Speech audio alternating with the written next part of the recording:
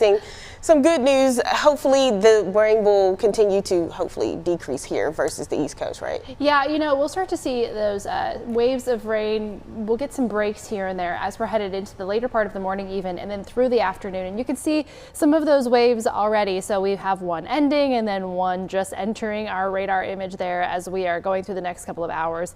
We'll continue to see quite a bit of those showers moving through the area. So heading into the next few hours, what you can expect is some rain to continue and also the wind speeds to continue. This could impact your Saturday plans as well. Winds at about 10 to 20 miles per hour throughout the most of our area, especially on the eastern side of our forecast area. And we have some gusts in the 30 to maybe even 40 mile per hour range. As we're looking at Tropical Storm Ophelia, that landfall, in case you missed it, occurred around 6:15 this morning near Emerald Isle, bringing dangerous storm surge, heavy rain. We've got waves in the 10 to 15 feet range just off the coast, as well as winds that are near hurricane force. So those sustained winds were at 70 miles per hour upon landfall. 74 would be a Category 1 hurricane. So this is a pretty high-end tropical storm. As we're looking outside right now, we are continuing to watch that system. It's moving to the northwest, the north-northwest really, and then as we head through the next couple of hours, it'll start to move a little bit more due north.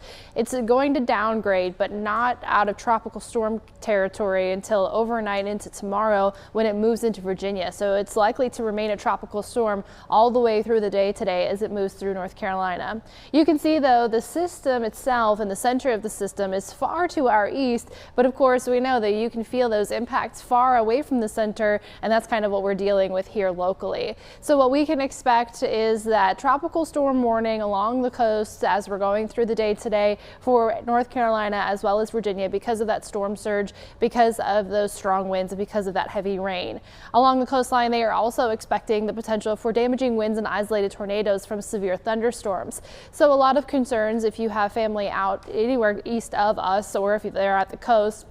These issues continue as we go through the day today into the Outer Banks as well.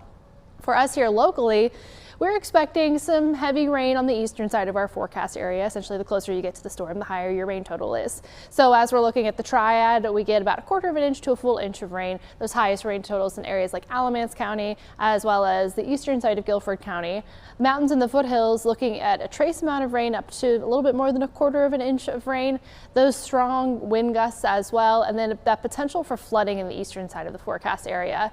So like we said, we have that one wave of rain that's moving towards the mountains and the foothills, and the next wave just about entering our area already. So by mid to late morning, more of that rain moves through. It's kind of consistent when it comes through as well. So it rains for a while, a couple of hours as we're watching that time frame. And that's why we have that flood risk and that excessive rainfall outlook in the eastern part of our forecast areas, that it just kind of sits there for some time.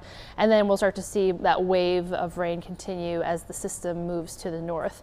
Tomorrow, actually looking much drier. So by the time we head towards the day tomorrow, much clearer.